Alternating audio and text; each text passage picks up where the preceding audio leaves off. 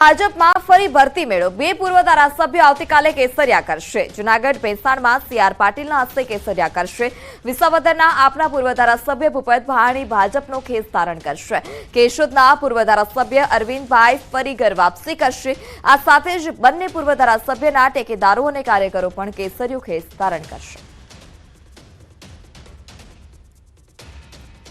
ચૈતર વસાવા ભરૂચ લોકસભા બેઠકથી લડશે ચૂંટણી। જેલમાંથી બહાર આવતા જ ચૈતર વસાવાનો હુંકાર 2024ની લોકસભા ચૂંટણીમાં ઉતરીશું અને જીતીશું। પણ ચૈતર વસાવાએ સાંસદ મનસુખ વસાવા પર પણ પ્રહાર કર્યા। મનસુખ વસાવાને પાર્ટીના લોકો જ નથી ગણકારતા તેવો આક્ષેપ ચૈતર વસાવાએ કર્યો છે। આપના ધારાસભ્ય ચૈતર વસાવા 46 દિવસનો જેલવાસ ભોગવી ચૂક્યા છે અને હવે તેઓ બહાર આવ્યા। ચૈતર વસાવાનું રાજપીપળાથી ભરૂચ સુધી ઠેર ઠેર સ્વાગત કરાયું છે। ભરૂચમાં ચૈતર વસાવાનું આમ આદમી પાર્ટીના સમર્થકોએ સ્વાગત કર્યું। એમને આજે સિનિયર નેતા હોવા છતાં પોતાની પાર્ટીમાં પોતાના સંગઠનમાં સૂકો પાપડ પણ તૂટતો નથી। મનસુખભાઈ હોય કે ભાજપ હોય માત્ર ને માત્ર ચૈતર વસાવાથી જ ડરે છે, એટલે ગમે તેવી નિવેદનબાજી કરે છે, અમને કોઈ વાંધો નથી। પરંતુ 2024ની લોકસભામાં ચૈતર વસાવા ઉતરવાના છે। એ મનસુખભાઈ હશે કે બીજા કોઈ પણ હશે, અમે લોકસભામાં એમને હરાવીશું અને લોકસભા જીતીશું। વડોદરાની એમએસ યુનિવર્સિટીમાં પદવીદાન સમારોહને લઈ વિવાદ જોવા મળ્યો હતો। અતિથિ વિશેષમાં ચીફ જસ્ટિસ ઓફ ઇન્ડિયાને આમંત્રણ, સીજેઆઈ ડીવાય ચંદ્રચૂડને વીસીની કરતૂતથી અંધારામાં રાખ્યાનો આક્ષેપ છે। એમએસ યુનિવર્સિટીના પદવીદાન સમારોહમાં સીજેઆઈ ન આવે તે માટે પત્ર લખવામાં આવ્યો। વડોદરાના વકીલે સીજેઆઈને પત્ર લખી દોર્યું ધ્યાન। હાલ હાઈકોર્ટમાં યુનિવર્સિટીના વીસી વિજય શ્રીવાસ્તવની નિયુક્તિ સામે ચાલી રહ્યો છે કેસ। તો વીસીની નિયુક્તિને લઈ હાલ અત્યારે હાઈકોર્ટમાં કેસ ચાલી રહ્યો છે। એમએસ યુનિવર્સિટીમાં પદવીદાન સમારોહને લઈ ફરી એકવાર વિવાદ જોવા મળ્યો હતો। વિવાદોમાં સંકળાયેલી રહેતી એમએસ યુનિવર્સિટીનો ફરી એક વિવાદ સામે આવ્યો। અતિથિ વિશેષમાં ચીફ જસ્ટિસ ઓફ ઇન્ડિયાને આમંત્રણ, સીજેઆઈ ડીવાય ચંદ્રચૂડને વીસીની કરતૂતથી અંધારામાં રખાયાનો પણ આક્ષેપ છે। સંવાદદાતા હાર્દિક ફોન લાઈનથી જોડાઈ ચૂક્યા છે। જે હાર્દિક, યુનિવર્સિટીના વીસી વિરુદ્ધ હાલ અત્યારે કેસ ચાલી રહ્યો છે અને સમગ્ર ઘટનાને લઈ વિવાદ સર્જાયો છે, શું વધારે માહિતી? બિલકુલ થી ખાસ કરીને વાત કરીએ તો એમએસ યુનિવર્સિટીના જે વાઇસ ચાન્સેલર છે પ્રોફેસર વિજય શ્રીવાસ્તવ, જ્યારથી તેમને પદભાર સંભાળ્યો છે ત્યારથી તેઓ વિવાદમાં છે।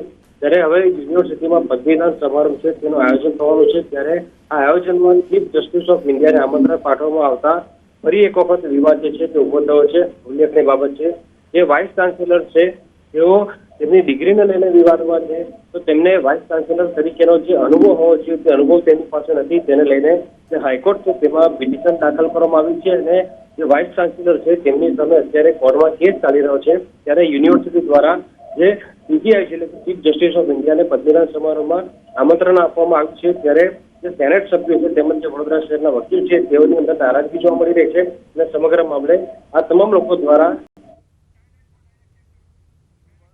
વર્ષ પૂરતું નથી, પરંતુ આવતા 25 વર્ષનું વિઝન પણ સરકારનું, ભારતીય જનતા પાર્ટીની સરકારનું રજૂ કરી રહી છે। એટલે સ્વાભાવિક આવતા 25 વર્ષમાં વિકસિત ભારત બનાવવા માટે જે જરૂરી આયામ બજેટમાં હોવા જોઈએ, મને વિશ્વાસ છે કે આદરણીય કનુભાઈ અને આદરણીય મુખ્યમંત્રી ભૂપેન્દ્રભાઈ પટેલ સાહેબે આનો વિચાર કરી અને ખૂબ સારી રીતે આવતા 25 વર્ષમાં ભારતને વિકસિત બનાવવા માટે ગુજરાતનો મહત્વનો ફાળો એ આ બજેટ આપવાનું છે અને આ બજેટથી આવતા 25 વર્ષમાં સરકાર કેવી રીતે કામ કરશે એ પ્રકારનું આ વખતનું બજેટ હોવું જોઈએ। ओके, हिंदी में भी तो ऋषि भाई बजट पेश होने वाला है।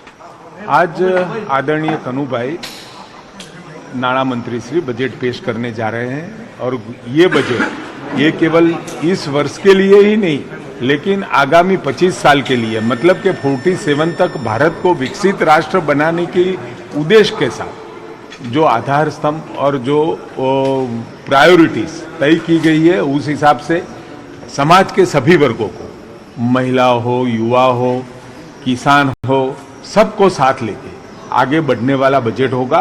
और अगले समय के अंदर ये बजट से 25 साल की नींव भी रखी जाएगी और साथ में ये बजट गुजरात पूरे भारत के अंदर ये बजट अपना योगदान जीडीपी में दूसरे તો સમાચારમાં હાલ સમય થયો છે વિરામનો. આપ જોડાયેલા રહો ન્યૂઝ 18 ગુજરાતી સાથે.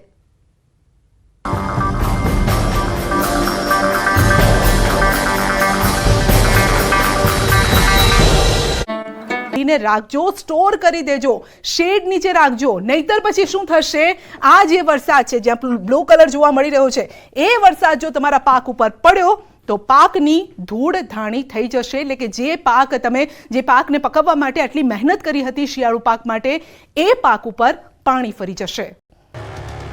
સાવલી નગરપાલિકા કંગાળ બની ગઈ છે. સાવલી નગરપાલિકા દ્વારા સફાઈ કામદારોનો પગાર કરવામાં ના આવતા મોંઘવારીમાં નાના માણસોની માઠી બેઠી છે. સફાઈ કામદારોને ઘર ચલાવવામાં ફાફા પડી ગયા છે. ત્યારે પગાર અને પીએફના વિરોધમાં સફાઈ કામદારો રોડ પર ઉતર્યા હતા. હડતાલ પર ઉતરતા સાવલી શહેરમાં ગંદકીનું સામ્રાજ્ય છવાયું. ચારે તરફ કચરાના ઢગલા જોવા મળ્યા. કર્મીઓએ હડતાલનું શસ્ત્ર ઉગામતા મોટી બબાલ થઈ ગઈ હતી.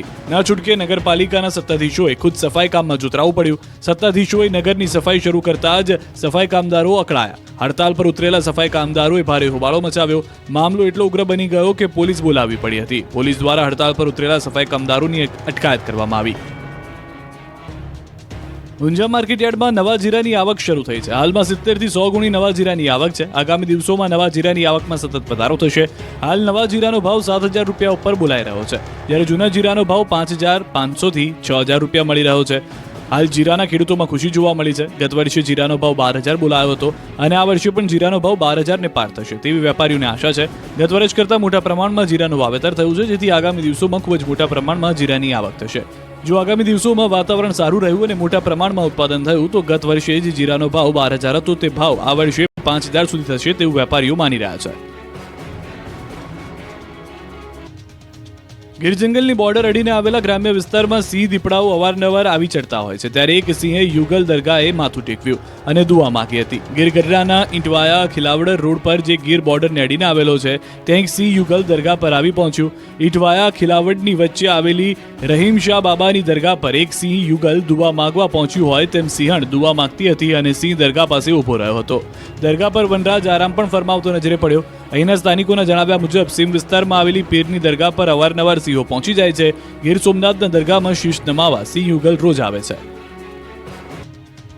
કાળઝાળ મોંઘવારીના માર વચ્ચે શિયાળામાં પણ શાકભાજી સસ્તા થયા નથી, ત્યારે હવે લીંબુના ભાવ પણ લાલ થઈ ગયા છે. પેટ્રોલ ડીઝલના ભાવ કરતાં પણ વધુ મોંઘા લીંબુ થઈ ગયા.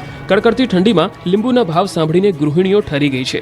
અચાનક જ લીંબુના ભાવ સદી ફટકારતા ગરીબ લોકોનું બજેટ વેરવિખેર થઈ ગયું છે. અત્યાર સુધી 40 થી 50 રૂપિયા કિલોએ વેચાતા લીંબુના અચાનક જ ભાવમાં 50% વધારો થયો છે. છૂટક બજારમાં લીંબુ 100 થી 150 રૂપિયા કિલોએ વેચાતા ગૃહિણીઓના દાંત ખાટા થઈ ગયા છે. સારી ગુણવત્તાના લીંબુના ભાવ 150 રૂપિયા સુધી પહોંચી ગયા છે. વેપારીઓનું કહેવું છે કે હાલ બપોરના સમયે ગરમીનો અહેસાસ થતાં લીંબુની માંગ વધી છે, જેના કારણે લીંબુના ભાવ આસમાને પહોંચી ગયા છે. આ બધાની વચ્ચે ગૃહિણીઓની સ્થિતિ કફોડી બની છે. મોંઘા ભાવના લીંબુ ખરીદવા મજબૂર બની છે. રાજકોટમાં નિયમોના નામે દંડ ઉઘરાવતી મનપા પોતે જ નિયમ ભૂલી. જી હા, નિયમોના લીરે લીરા કરતો આરએમસીનો એક વિડીયો વાયરલ થયો, જેમાં મહાનગરપાલિકાની કચેરીમાં કામ કરતા કારીગરો કોઈ પણ પ્રકારની સેફટી વગર જોવા મળ્યા.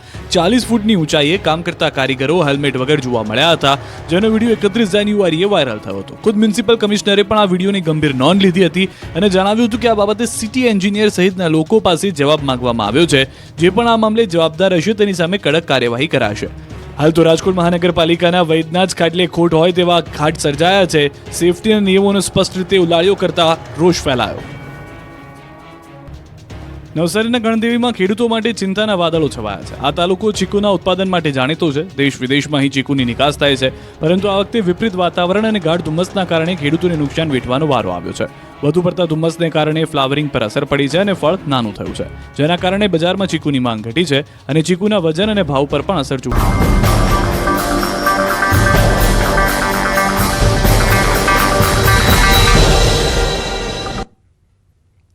Welcome back. સમાચારમાં આગળ વાત કરીએ વાપીની, તો લોખંડનો ગેટ પડતા સિક્યુરિટી ગાર્ડનું મોત નીપજ્યું. સમગ્ર ઘટનાના સીસીટીવી ફૂટેજ સામે આવ્યા છે. સિક્યુરિટી પ્રમોદ કુશવાહાનું મોત નીપજ્યું છે. સિક્યુરિટી ગાર્ડ પર પડ્યો હતો લોખંડનો ગેટ. આ સમગ્ર ઘટનાના સીસીટીવી ફૂટેજ પણ સામે આવ્યા છે કે જ્યાં સિક્યુરિટી ગાર્ડ હતા અને તેના પર લોખંડનો ગેટ પડતા તેઓનું મોત નીપજ્યું છે. સિક્યુરિટી ગાર્ડ દરવાજો બંધ કરી રહ્યા હતા. જે લોખંડનો ગેટ હતો, ગાડી નીકળ્યા બાદ તે લોખંડનો ગેટ બંધ કરી રહ્યા હતા અને તે જ જ દરમિયાન સિક્યુરિટી ગાર્ડ પ્રમોદ કુશવાહા પર આ લોખંડનો ગેટ પડ્યો હતો અને સિક્યુરિટી ગાર્ડનું મોત નીપજ્યું. આ સમગ્ર ઘટનાના સીસીટીવી ફૂટેજ પણ સામે આવ્યા. બોટાદના જોટીગડા ગામે વાડી વિસ્તારમાંથી આધેડ પર હુમલાની ઘટના સામે આવી છે. આધેડને ઢોર માર મારવામાં આવ્યો. આધેડને માર મારતો વિડીયો વાયરલ થયો. 10 જેટલા લોકોએ માર માર્યો હોવાનો દાવો છે. વાડીમાં પશુ ચરાવવાની ના પાડતા હુમલો કરાયાનો દાવો છે. એક મહિલા પણ હુમલો કર્યાનો દાવો છે. તો જે વાડી વિસ્તારમાં આધેડ સહિત મહિલા પર પણ હુમલો કરવામાં આવ્યો હતો. આધેડ અને મહિલાને સારવાર માટે હોસ્પિટલ ખસેડાયા છે. પાટણના સાંતલપુરના ગઢા ગામે રહસ્યમય ઘટનાનો વિડીયો સામે આવ્યો. જમીનમાંથી સતત નીકળી રહ્યા છે ધુમાડાના ગોટેગોટા.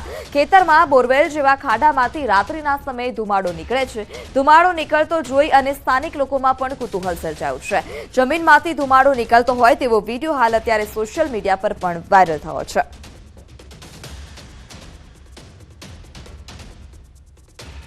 ભરૂચના વાગરા મુલેર ચોકડી પાસે કેમિકલ ભરેલું ટેન્કર પલટતા અકસ્માત સર્જાયો હતો અને અકસ્માત થતા ધુમાડાના ગોટેગોટા જોવા મળ્યા. ટેન્કર લીકેજ થતા રસ્તા પર કેમિકલ વહેતું થયું હતું, જેને લઈ લોકોમાં નાસભાગ પણ મચી હતી. ઘટનાની જાણ થતાં જ ફાયર વિભાગે ઘટના સ્થળ પર પહોંચી આગ પર કાબુ મેળવ્યો હતો.